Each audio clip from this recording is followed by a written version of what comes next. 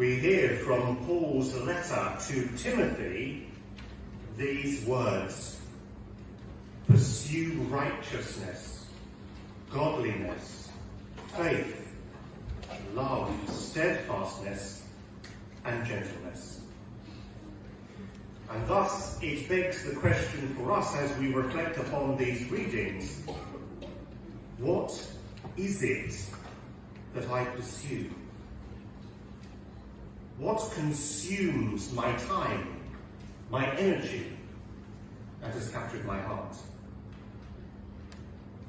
There is a direct, as it were, contrary parallel, between our first reading from Amos and this letter of St. Paul to Timothy.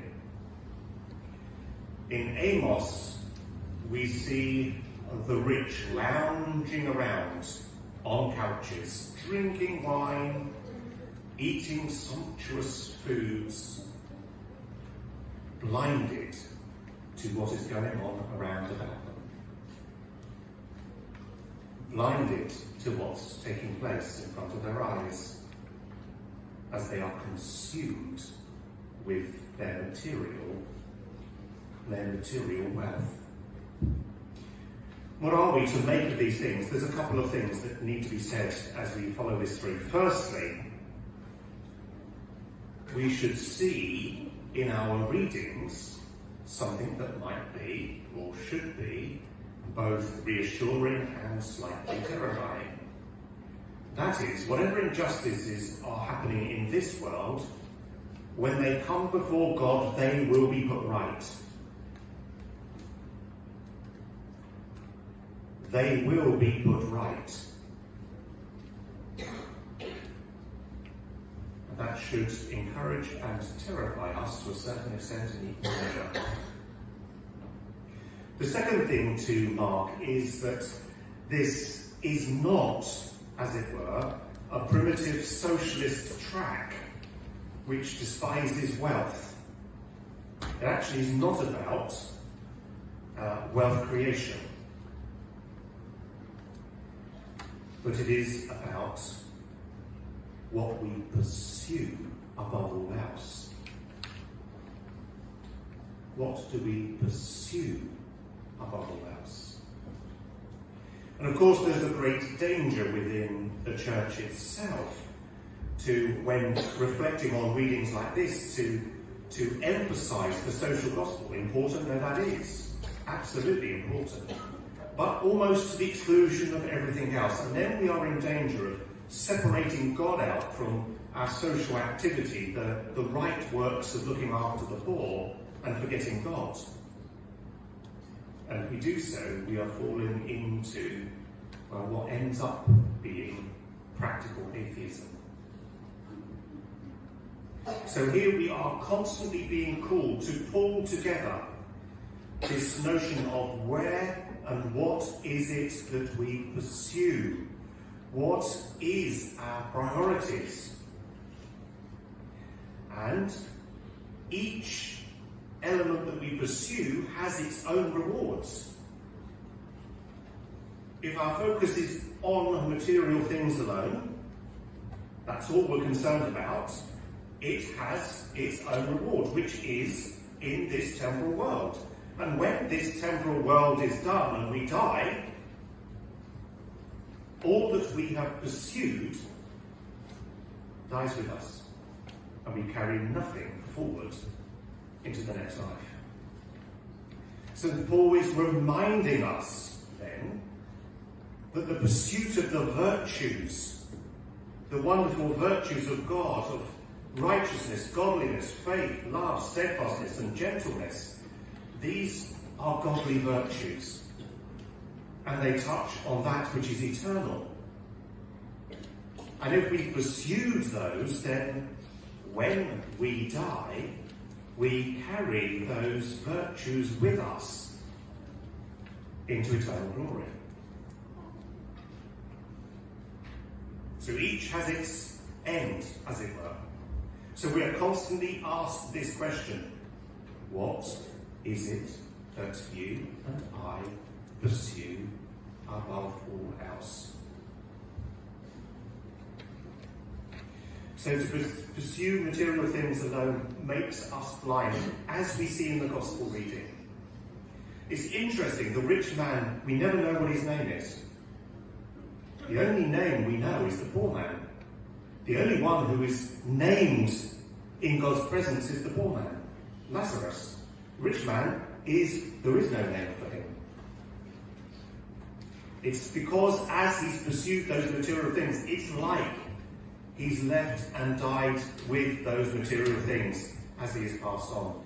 There's nothing left of him as it was pursued and poured into the material world alone. And it's Lazarus who is named and taken into the bosom of Abraham.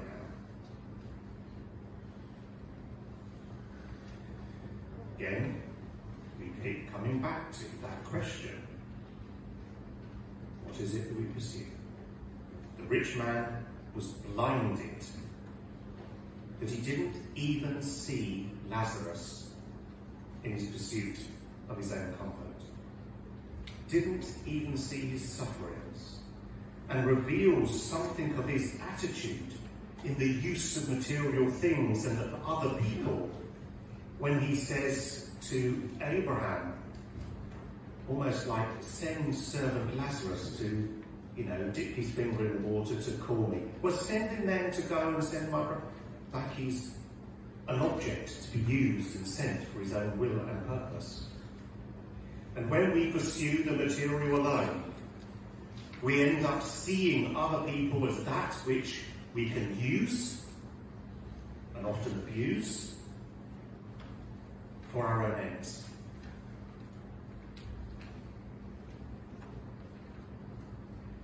We are called to pursue those beautiful virtues, to be able to see the dignity of another.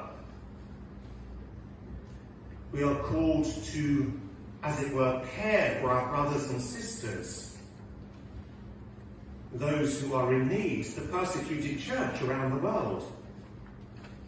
Do you know, in 25 years, in Nigeria alone, 70,000 Christians have been murdered.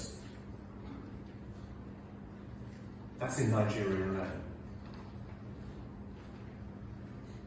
Have we got to care?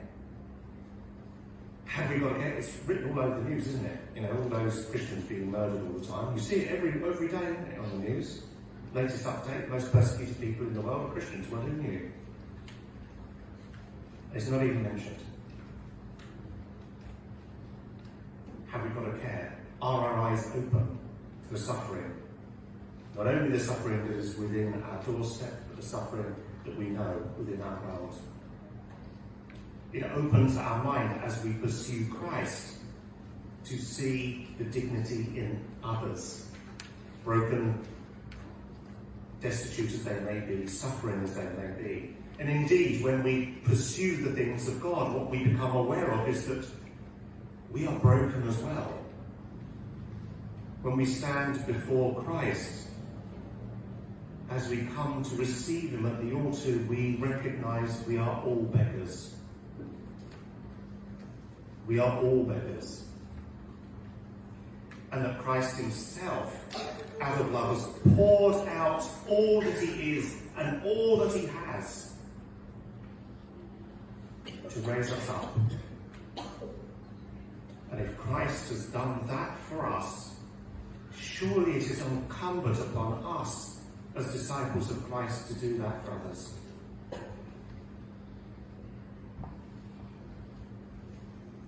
A slight tangent, just to remind you the question, so what is it that we pursue?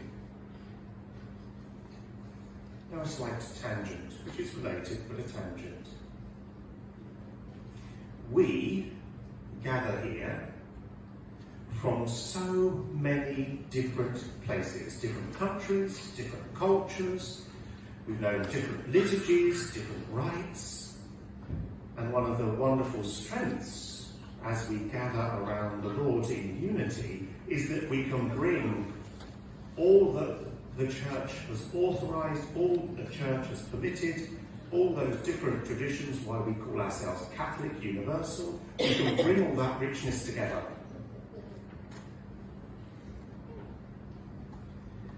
Let us not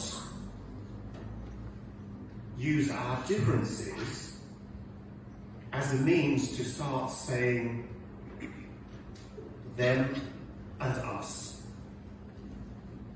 You over there and me over here. Let us not allow those differences, those traditions that we bring together, to be a source of division. To do so is to do the devil's work. The devil wants nothing more than to see people divided, to see people arguing, not having anything to do with each other, despite the fact that the Lord has actually asked in his own prayer that we might be one in unity together before him. And if we allow the them and us to continue to flourish within our own communities, then we have nothing to say to the world. There is no point praying for peace in the Middle East and in Africa and wherever there is trouble. May they just be reconciled and get together and sort it all out, and may there be peace.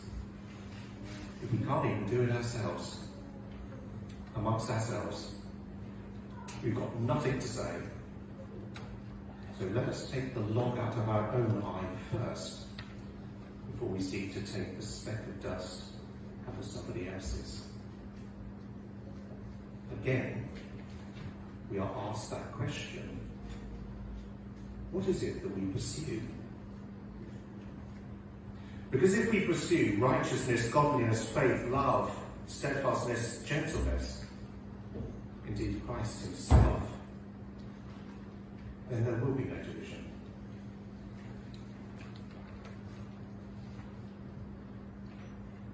We will have a care for the other. We will have a care for those who are different. We will have a care for the vulnerable.